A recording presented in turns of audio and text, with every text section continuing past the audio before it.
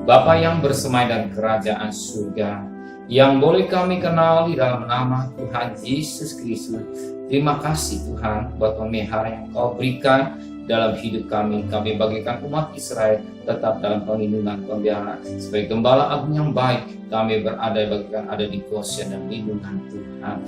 Sebelum kami mengadakan aktif lain, kami mengadakan mesbah pribadi, mesbah keluarga. Kami naikkan pujian penyembahan, kami naikkan doa syafaat, dan kami rindu juga untuk mendengarkan renungan firman. Roh Kudus mengurapi hamba-Mu, Roh Kudus mengurapi kami dan melembutkan hati kami. Haleluya. Shalom pagi. Mari sama-sama kita akan membuka Lukas pasal yang kedua. Lukas pasal yang kedua, ayat yang Lukas pasal 2 ayat yang ke-21 sampai ayat 40. Lukas pasal 2 ayat 21 sampai 40. Yesus disunat dan diserahkan kepada Tuhan, Simeon dan Hana. Dan tidak genap 8 hari ia harus disunatkan. Dia beri nama Yesus, yaitu nama yang disebut oleh malaikat sebelum ia dikandung ibunya.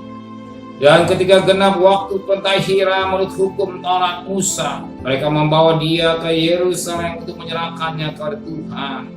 Seperti ada tulis dalam hukum Tuhan, semua anak laki-laki suruh harus dikuduskan bagi Allah.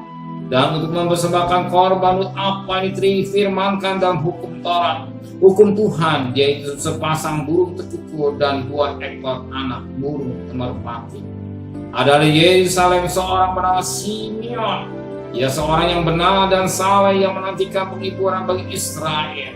Roh Kudus ada di atasnya, dan yang telah dikatakan oleh Roh Kudus bahwa ia tidak akan mati sebelum ia melihat Mesia, yaitu dia yang diurapi Tuhan. Dia datang ke bait Allah oleh Roh Kudus.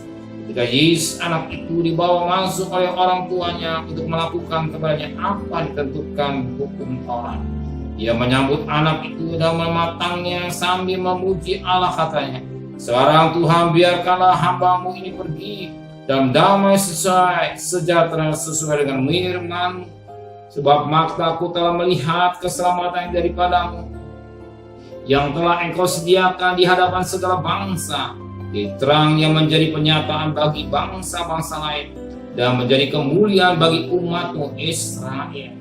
Dan bapa serta ibunya amat heran akan segala apa dikatakan tentang dia. Lalu Simeon memberkati mereka dan berkata kepada Maria, ibu anak itu, "Sesungguhnya anak itu ditentukan untuk menjatuhkan atau membangkitkan banyak orang di Israel, dan untuk menjadi suatu tanda yang menimbulkan perbantahan, dan suatu pedang akan menembus jiwamu sendiri, supaya menjadi nyata pikiran hati banyak orang." Lagi pula di situ ada Hana, seorang nabi perempuan, anak Fanuel dari suku Asia. Dia sudah sangat lanjut umurnya. Dia hidup 7 tahun lamanya bersama suami, dan sekarang ia janda dan berumur 84 tahun. Ia tidak pernah meninggalkan bait Allah, dan siang malam beribadah dengan berpuasa dan berdoa. Dan pada ketika itu juga datanglah ia ke situ dan mengucap syukur pada Allah, dan beritahu tentang anak itu kepada semua orang yang menantikan pelepasan Yerusalem. Dan setelah selesai semua yang harus dilakukan menurut hukum Tuhan, kembali mereka kota kediamannya, yaitu kota Nazaret di Galilea. Anak itu bertambah besar dan menjadi kuat, penuh hikmat, kasih karunia ada pada Yesus. Puji Tuhan. Dan sangat menarik firman Tuhan yang sangat menarik pada pagi hari. Dikatakan dalam firman Tuhan pada ayat yang ke-24. Dan untuk mempersembahkan korban apa difirmankan dalam hukum Tuhan, yaitu sepasang burung terkukur atau 2 ekor anak burung merpati. Ketika Yesus mau disunat, ya, ada satu yang harus dikorbankan. Kenapa Yesus sunat? Sebab Yesus terkena pada banyak hukum Taurat. Yesus terkena pada banyak hukum Taurat, maka dia sunat. Maka dia sunat. Setelah disunat, ada yang dikorbankan, rumah apa? Ya. Di sini kita melihat bahwa keluarga Yesus mempersembahkan burung atau burung merpati, menunjukkan bahwa Yesus dari keluarga miskin, bahwa Yesus hanya tukang kayu, kemudian dia keluarga miskin. Bahwa orang Israel yang mempersembahkan 3 macam korban, domba, lembu, ulu-ulu, sesuai dengan berkat-berkatnya. Yang kaya memberi lembu, yang sedang domba, tapi yang miskin itu. Maka Yesus keluarga yang miskin, dia memberi persembahan. Maka dalam satu gereja beda-beda persembahannya. Ada yang lebih besar, kecil, sama sekali memberi dengan sedang, ya tergantung berkatnya. Tetapi yang utama mempersembahkan sesuatu yang hati yang tulus. Hati yang tulus ini boleh berkenan oleh Tuhan. Kalau tidak tulus, hati persembahan itu cacat. Amin. Benar Bapa di surga, biarlah kami memperhatikan hidup ini dengan baik. Kalau kalian memberi kepada Engkau dengan hati yang tulus, sesuai dengan persembahan berkat-berkat yang Kau berikan.